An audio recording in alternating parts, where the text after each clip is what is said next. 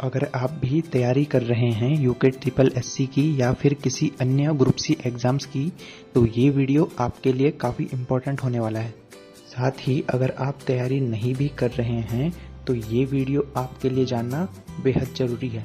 नमस्कार दोस्तों, स्वागत है आपका हमारे YouTube channel Uttarakhand research centre में।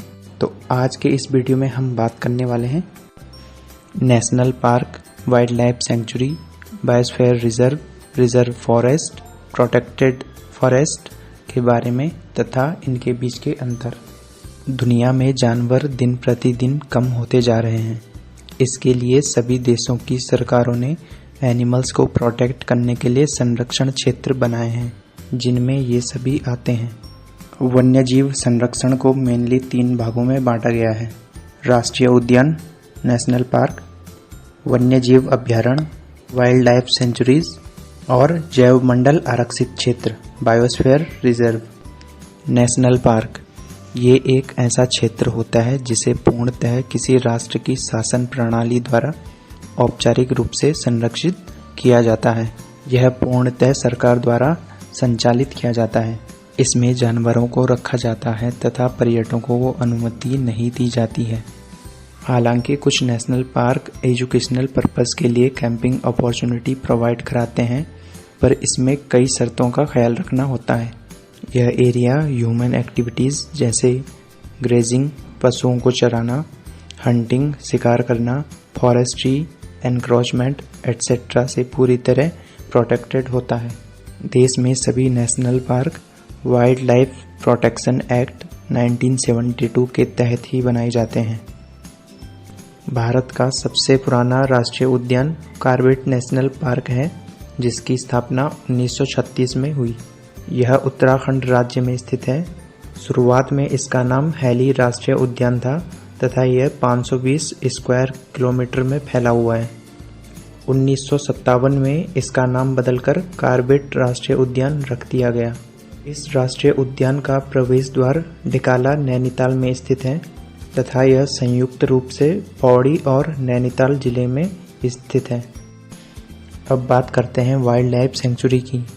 वाइल्ड लाइफ सेंचुरी, जिसको कि हिंदी में वन्यजीव अभयारण्य कहते हैं, यह 2 शब्दों से मिलकर बना है, अभय तथा अरण्य, जिसका शाब्दिक अर्थ होता है ऐसा स्थान जहां जानवर घूम सकें।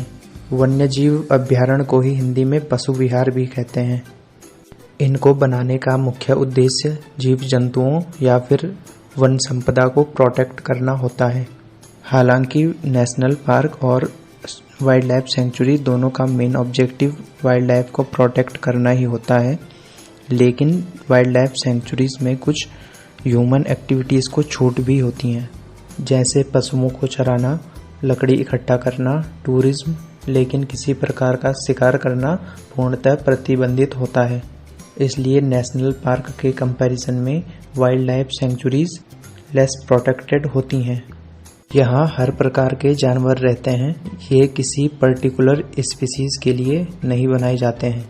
हालांकि वन्यजीव अभयारण्य को राष्ट्रीय उद्यान में बदला जा सकता है, परंतु राष्ट्रीय उद्यान को वन्यजीव अभयारण्य में नहीं बदला जा सकता। वाइल्ड लाइफ सेंचुरीज भी वाइल्ड लाइफ प्रोटेक्शन एक्ट 1972 के तहत बनाए जाते हैं। बायोस्फीयर रिजर्व, हिंदी में जैव मंडल आरक्षित क्षेत्र, यह एक ऐसा अधिसूचित क्षेत्र होता है जो भूमि के एक बड़े भूभाग को कवर करता है, जिसमें फ्लोरा एंड फौना यानी पेड़ पौधे व पशु पक्षियों को प्रोटेक्ट किया जा सकता है।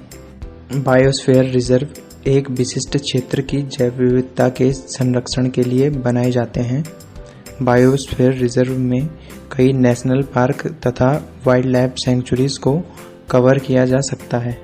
बायोस्फीयर रिजर्व को 3 भागों में कैटेगराइज करते हैं: कोर जोन, बफर जोन और मार्जिनल जोन।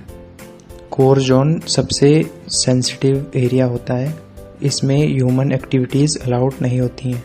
एनिमल्स के लिए ये सबसे सुरक्षित स्थान होता है। बफर जोन कोर जोन के बाद आने वाला यह दूसरा क्षेत्र है। इसमें लिमिटेड ह्यूमन एक्टिविटीज़ अलाउड होती हैं, जैसे रिसर्च, एजुकेशनल पर्पस एटसेट्रा। सबसे आउटर जोन होता है मार्जिनल जोन, जिसको हिंदी में सीमांत जोन कहते हैं। यहाँ पर लगभग सभी प्रकार की ह्यूमन एक्टिविटीज़ अलाउड होती हैं। भारत में वर्तमान में 18 बायोस्फीयर रिजर्व हैं, जिनमें से अभी तक केवल 11 ही यूनेस्को की बायोस्फीयर रिजर्व सूची में शामिल हैं। इन 11 बायोस्फीयर रिजर्व में उत्तराखंड का नंदा देवी बायोस्फीयर रिजर्व भी शामिल है।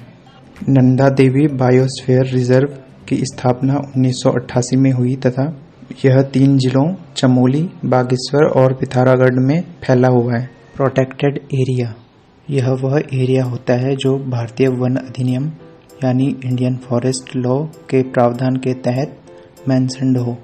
इसमें रिजर्व एरिया की तुलना में कम कानून सम्मिलित होते हैं। रिजर्व एरिया, यह वह एरिया होता है जो भारतीय वन अधिनियम के प्रावधान के तहत मेंशन्ड होता है तथा इसमें ज़्यादा कानून सम्मिलित होते हैं। यह प्रोटेक्टेड एरिया की तुलना में ज़्यादा सिक्योर होता है। तो आज के इस वीडियो में फ़िलहाल इतना ही। अगर वीडियो अच्छा लगा हो तो लाइक ज़रूर करें और अपने दोस्तों के साथ भी शेयर करें।